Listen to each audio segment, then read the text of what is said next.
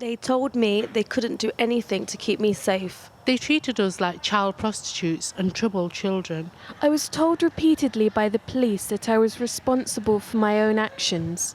I will never forget the officer for as long as I live. I've never trusted the police since. The words of Rotherham abuse survivors, the most powerful part of a report which found South Yorkshire Police missed opportunities to protect them and didn't recognise them as victims.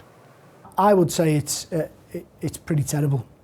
We've seen evidence of a force who officers on the ground were not treating children as children. 265 complaints, 47 officers investigated.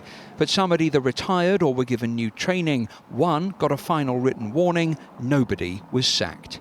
For a survivor of abuse here in Rotherham turned campaigner, disappointment.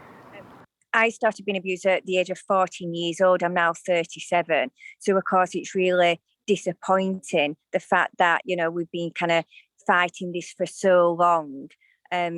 And there's no one that's ever going to be held to account. The report highlights how some officers saw abused children as runaways or even petty criminals.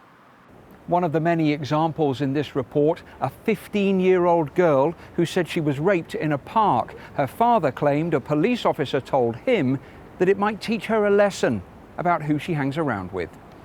From the police in South Yorkshire today, an apology and a pledge that things are better now. The level of abuse was harrowing. 1,400 people abused is an awful figure. But my response is one young person being abused in that way is also an awful figure. And for the police today, for South Yorkshire Police today, and all our partners, we are fully focused in identifying vulnerability at its earliest possible stage.